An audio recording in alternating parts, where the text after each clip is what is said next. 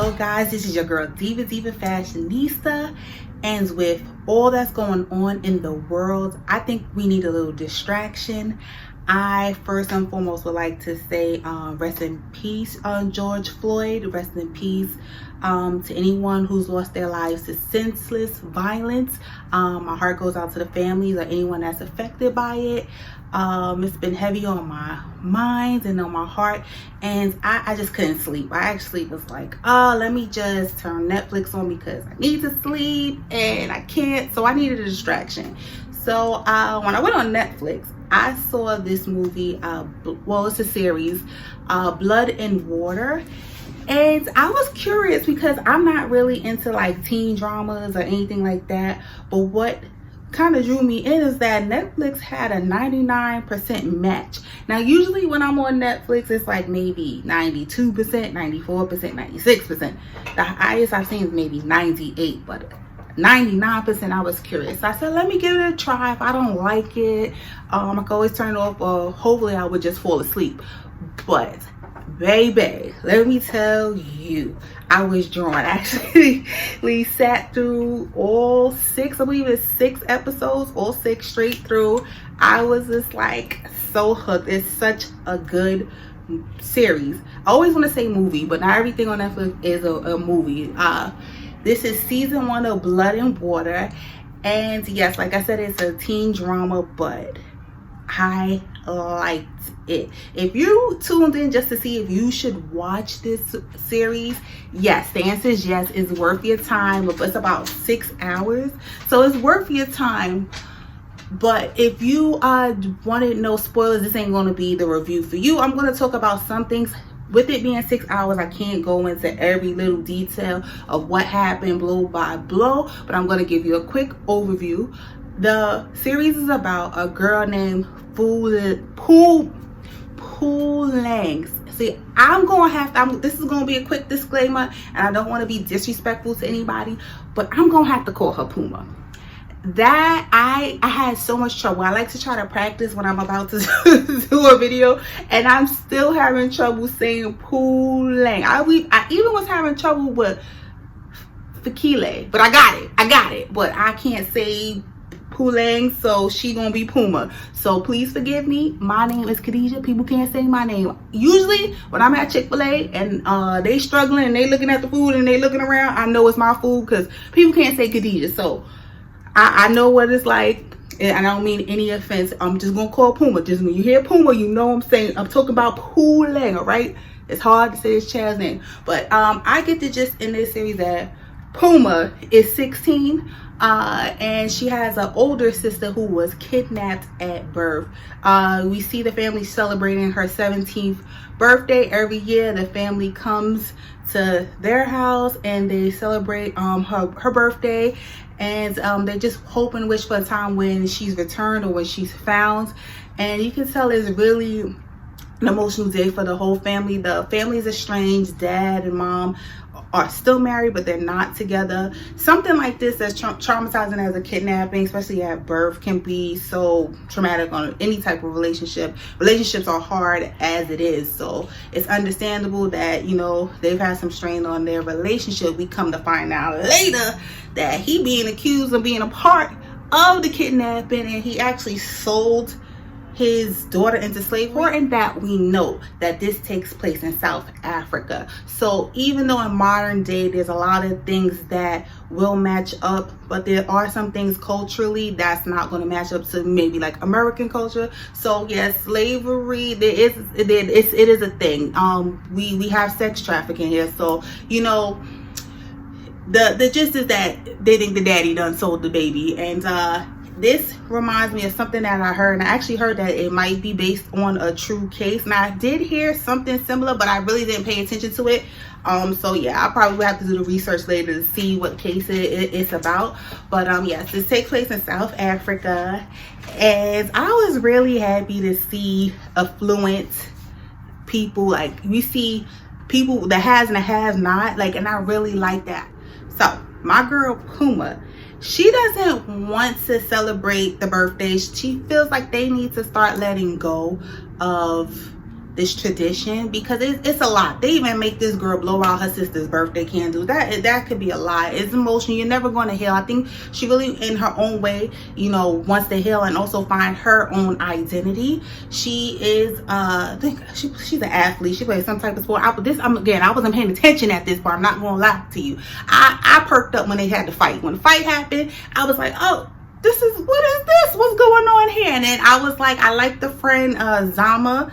I liked her and how she was quick to stand up for her friend.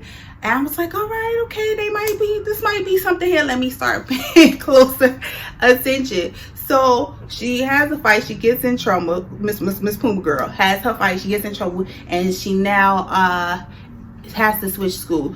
I have to backtrack because I forgot the part that she goes to a party. She goes to this party with her friend Zama, and they're around kids that they don't really know, but it's in this really nice house, and the party is pumping, and she finds a phone. And when she finds the phone, she goes to find the owner, and she finds a guy named Wade. So now Wade and her hit it off, but Wade gotta go home. Wade gotta go home because Wade shouldn't have been out. But they kind of hit it off. He actually is the one who says to her that, you know, you kind of look like old girl.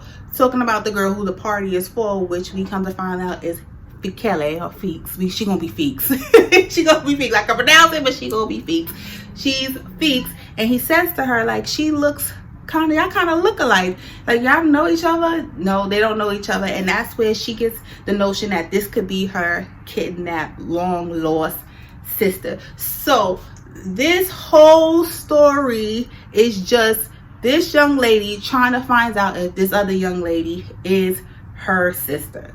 So you're gonna get what you could expect in like a teen drama. You're gonna have the sex, the drinking, the smoking. What I usually don't like about teen dramas is that they usually are in situations that are not realistic. It's like, you 15, 16, you are not going to be out here trying to save the world, doing all this espionage and all this stuff. Like, sometimes it's really just ridiculous. They have like these really young people in really adult situations. We kind of get that, but it's not crazy. It's not too crazy. There's some situations that I give the side eye, and I will tell you those situations that I just was like, really, that ain't happen. Like, that would not happen. But overall, the continuity was there. There wasn't really big gaping plot holes. It wasn't really just craziness, or you're like, it was shot really well, and they did a really good job, and it really was a good movie. So let's get into what I didn't like, or what I didn't think was realistic. One thing I didn't think was realistic was once Puma, my girl, I told you don't mess this up every time. Once my girl Puma was really starting to really get into on her detective stuff, and she was really finding things out, and people were starting to suspect her, like the mother, who we're assuming is the kidnapper. At this point, we don't know. We're in season 1. It ends on a cliffhanger. We don't really know what happens just yet. We just know that chances are this is her kidnapping. Really suspicious. They had a situation where they got into a fight in school, and they had to met with the principal, and they're hashing it out, and the mother has a panic attack during the meeting once she hears their family name. So the mother is suspicious. She's already suspicious, and then she's the fact that the girl's snooping around, she goes to their house and she's taking pictures, she's suspicious of her already. But once it's like, you get the gist that she kind of knows what she's up to, and even like KB's dad knows what she's up to, you're like, okay, that wasn't realistic to me, because they have so much to lose. Already there's someone in jail. The person who was falsifying documents has gone to jail already, is somewhere doing a hard time. I just feel like they would have so much to lose. How they already haven't been implicated is beyond me, but they have so much to lose that you wouldn't really want anyone swooping around, or anyone that could blow the whistle on the situation. That just, to me, she would have wound up in a ditch. Because if she's willing to kidnap, that means she's really willing to kill or put hands, or so. It would have been some type of serious threat. That to me was just like, really, yeah, that wasn't as believable. The fact that she would have been able to tie so many strings together on her own was just like, okay. But still cute. I still enjoyed it. Another thing that I just didn't like, I did not like the Chad character. Even though he was fine, that man was fine. I was like, oh, look at him, check him out. I didn't like the Chad character or his storyline with Feeks. So understand Fikele, she is like the privileged popular girl at her school. She's the it girl. She's a star athlete. She wants to go out for the Olympics. She's a swimmer. That's her sport. And Chad is her coach. Homa is really the girl that Feeks pretends to be. She has a head on straight. She's a good student, good athlete as well. She's smart. She's driven. She says, like, once I put my mind to something, I get it done. So we get the impression that that's how Feeks is, but we come to find out that she's not that girl. That girl is out here sleeping with her swim coach. Like, girl, you sleeping with your married swim coach. Another thing I did not like. I did not like this because I felt like it wasn't, like, I didn't like that situation altogether because that was just totally inappropriate. It makes for good drama, but it's totally inappropriate. I don't like nobody preying on no predators on nobody. So that was like, really, they couldn't find her like a college boyfriend or something. But he's married. Now he's married. His wife is pregnant. And what I really didn't like about it, because I'm going to keep it real with you, I've been a side chick before. And any guy that's really about his business, you really try to keep it separate. You try to keep people in the dark as much as possible. The fact that Feeks was so like all willy-nilly with calling this lady by her name, she just kept referring to his wife as Riley.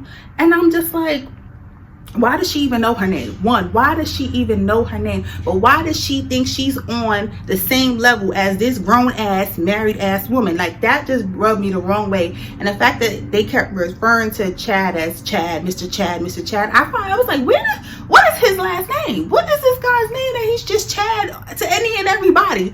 Finally, when he gets fired, spoiler alert, they call him Mr. Morgan. But it took too long to get to Mr. Morgan for me, for you to be some type of faculty. That was just really crazy to me. Another thing that was crazy was the fact that the wife was able to just go on to the school ground. The school to me looks like Hogwarts. It was like, even their like color scheme of their like uniform, it looked like Hogwarts. They had these big old desks, but that's what you're supposed to know. It's a private, it's privileged school, because they have these big old desks. You sit at one person to a desk. I'm like, I ain't never seen that. This is fancy. This is too fancy. But the wife was able to just walk around the school looking for Feeks.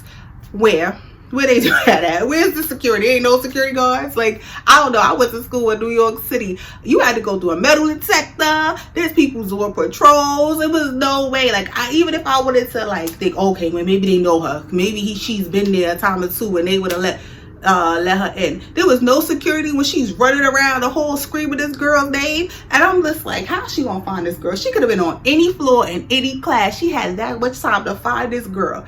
And you know, it's always the same situation. Like, they always want to fight the other woman. Fight that man. He the one that made vows with you, not her. Like, she's 17. That was another thing that just was like, really? How she got away with that?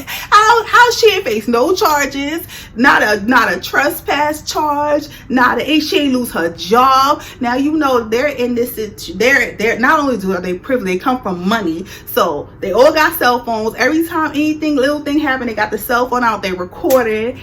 So it went viral. You see, I'm like, she ain't lose her job. She ain't on no disciplinary action for that. Nothing. It was just, she just walked away scot-free. Had something hit that girl. I'm just like, really? That made me really question the mom too, because I'm just like, you supposed to be this big bad kidnapper. You ain't want to put paws on her pregnant, or you don't put paws on, you don't want to threaten her, you ain't want to get her fired, because y'all privileged. You supposed to be somebody important. You just go let this lady get away with that. That just didn't make sense to me either. But that's pretty much. Besides, I didn't like the other C name in there either. Chris, let's talk about Chris. So it seems like it's really forward of them to have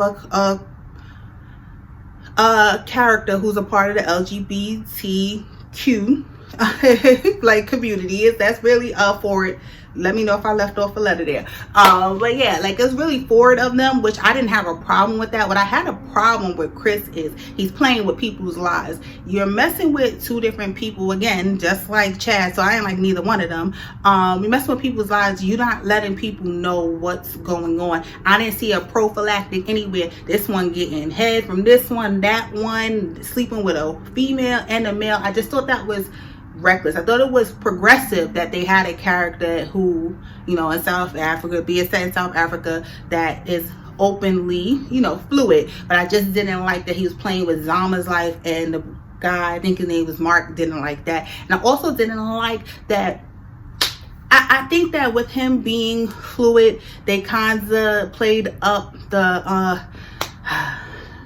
I don't have a good way to say it. Like, they kind of played up the kind of like sissy character, so ride or die for Feeks. He was the one that was ready to always have her back, always ready to pop off, and just always in some mess. When you see, they were friends. KB was friends, well, it was a gentleman. KB is friends as well with Feeks, but he was quick to be like, I don't want no parts of the drama. I don't want to be in that. I don't want to be in that mess. He was clear to let her know when she was wrong, but he kind of like still was like masculine and like, yeah, I don't get in women drama. I just didn't like him because I felt like, yeah, I didn't like that. Other thing, I thought I was done with things I didn't like. But I didn't like when Zama and Feeks fell out. I kind of thought that was a silly reason. Okay, she's transferring schools. That was a silly reason for them to not really talking, like really be beefing. And I guess we're supposed to get that they're juveniles and they're like irrational.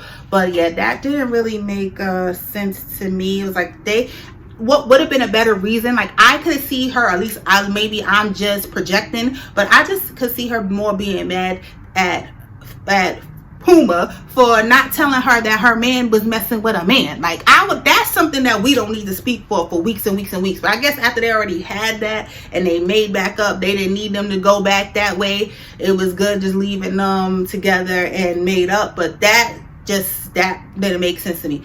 So we're getting into things that I like. I did overall like Puleng's character. I did like her. I thought she was smart. I just thought she was sneaky and a liar.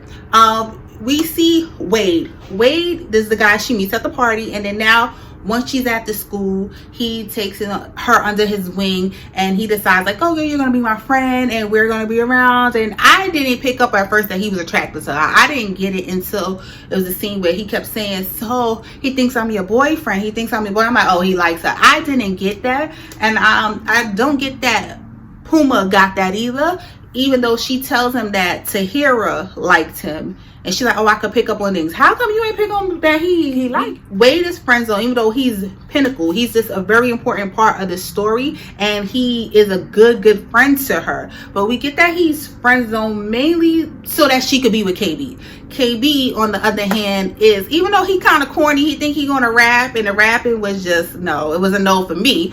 But KB is attractive, a little more attractive, because you know, Wade is cuddly, and he got KB got this something to him, and then he got a little body yaddy. I saw him with the baby suit. I was like, okay, he got a little bit of swag, little different swag, because this rich boy got his good car, all this stuff. You see Wade getting driven by his mom, who's the principal. So it's like he has some mystique to him that we see that they're like being put together, even though on paper Wade is probably a better choice and he's a better friend to her. But it's like they're being put together because who doesn't like a Cinderella story?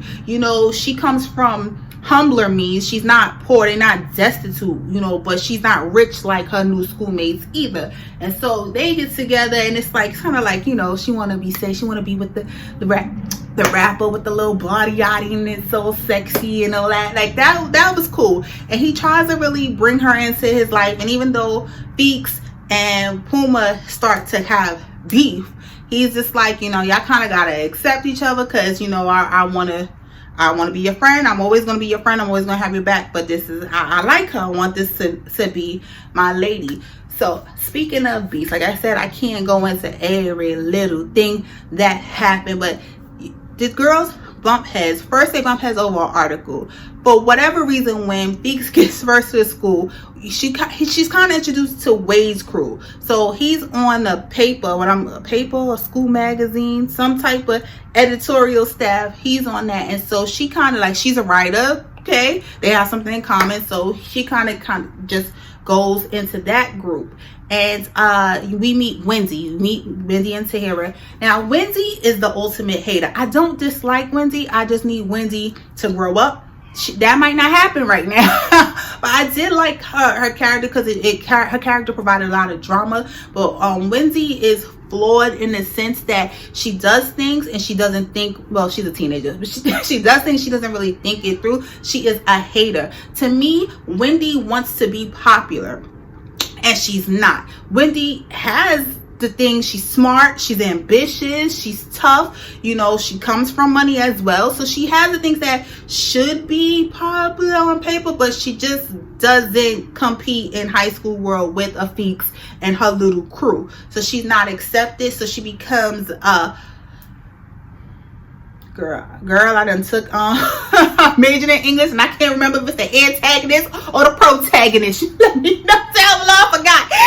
But so she becomes like a natural enemy. We gonna keep it simple to Feeks.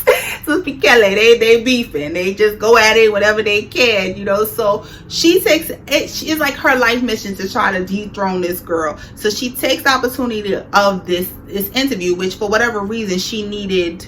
I didn't get. She needed Puma to do the interview, so she does the interview and she's asking all these questions.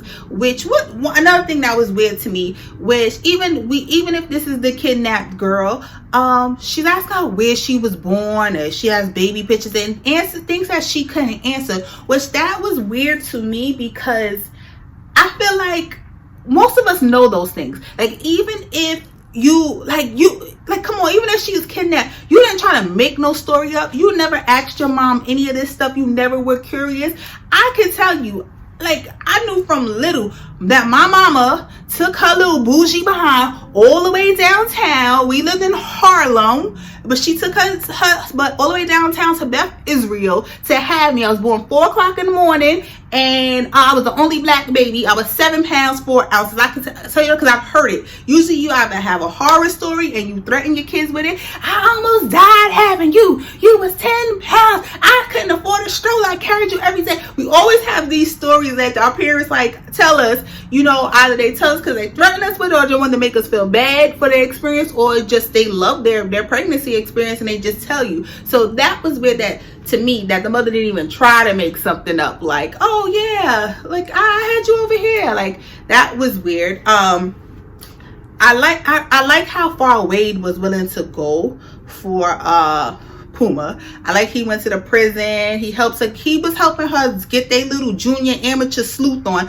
Thought that was nice. But yeah, back to Wendy, because I was getting sidetracked because I was thinking about Wade because I like him. But back to Wendy. They after she does the article, she writes it, she gives it to her. This child done switched it up and made it like so, like, and that's where the teen drama comes in, because it's just like, oh my gosh, like, girl, you didn't back that up on your computer where you could show her what you wrote. Like, it was just this drama between them, and that set it off between them because she was mad because she done made her ruin her chances of her getting this scholarship and being head girl, even though Tahira, she should get it because Tahira done whipped her butt in that little debate type of speech thing they had. Tahira really spoke from her heart, and that's why I think that Wendy has some resentment towards Puma from, because when you listen to what Tahira said, she's like, when I was here, I had a secondhand I took the bus to get here. I had a secondhand uniform. I sat and I ate lunch alone until Wendy came and she approached me, and none of that mattered, and she befriended me.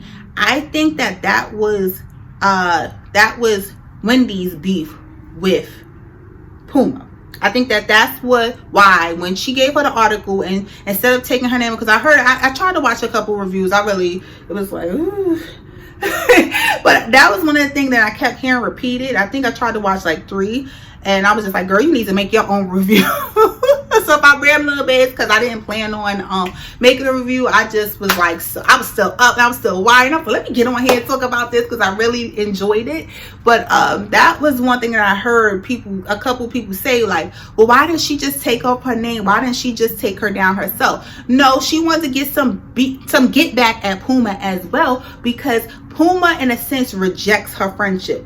She thought, okay, we did this article, she's going to be on the paper, we're going to be friends, even though she doesn't say that. It's her action, like when she comes like, oh, so you're going to be on the magazine team or whatever you call it, and she's like, well, I don't really know. In a sense, she's rejecting her to go and be with them. So she's like, I'll catch up with you later. And then she goes and she's with the popular kids. And then Tahira's like, how did she get in with them already? Like, she's that good, like, like she's in with the royalty. And she, of course, Wendy Scar said it. So I think, changing the article and leaving Puma's name on it, it's just a way of getting back at her as well, because of the rejection of the friendship. And there's another scene where, they had another little beef, and she's walking by, and Puma's walking by Wendy, and Wendy is looking her in the face, and even as she passed her, she kind of looks over her shoulder at it. So that really just says to me, cinematic. That just gives me the cues, like, yeah, she really wants to be friends. Thought they were going to be besties, and that didn't turn out. So what more can I say? What more is important to this plot besides they make some more teen drama? They make a video, and that was drama. Puma goes to the school under a different, as they call it, surname or last name, as we would say, because she doesn't want people to know about her past. And she also probably just a snoop. You're like, all right, let me not let them, I don't know how much they know about me, but let me not know, let anyone the idea why I'm here. So she gets exposed because, of course, Chris is messing with Zama, who's mad at her. So she spills the beans. So Zama kept giving her little information, and then Chris was just using it against her, going to Felix and telling her all about it. One part that I really enjoyed was the part where she's an influencer. So Fikele is a influencer, and she's like, she making like $3,000 a post, and then they said something like, she's like, well, how can I get in on this life? And it's like, oh, you need like 20,000 followers. She's like, well, I got 638. And so they was like, good luck with that. I felt attacked. I was like, look, shoot, look, I try to influence in this thing. I felt attacked, but it was funny. I liked it. I didn't think it was going to be another thing that I didn't like, but I did not like Feeks, girl. I did not like Puma losing her virginity in school on the floor. When they were at the little influencer scene, he takes her up to a room. He has money. He obviously has money. Parents let you smoke weed all in front of him. He could have easily took her back to the crib. I just did not like them doing it in school. And there's also a scene where Chad and Feeks do it in the school, and I'm just like, they don't have cameras? I'm supposed to be, y'all all got the best laptops, y'all all got iPhones, but there's no cameras in the school, so nobody saw this, nobody would have walked in on this. I was just like, this is crazy. That was crazy. I didn't like that scene. She did announce that they did have cameras later, so I'm just like, okay, you couldn't see the two of them going in rooms and coming out, or was that tape erased? That was a little bit of a plot hole to me, but maybe it wasn't that important. It wasn't that important. Here's another thing I didn't like. Even though I'm telling you, overall, I did really enjoy this series. Another thing I did not like is that Puma didn't tell her parents anything. Puma, like I said, Puma was a liar. She was lying. There's a part where Wade catches her lying. He's looking at her face and knows she's lying. She lies to him about going to canceling plans and saying she had to do an article and she was at a party and he knows, and she just lied. She just lied to his face, and he knows that. He calls her out like once, but I'm just like, that's dangerous. I wouldn't have wanted to be her friend knowing how much she lies, but I guess it makes sense now because he really was trying to be with her. Because I'm like, oh, this girl's a liar. She couldn't be my friend, but she's lying. She's sneaky.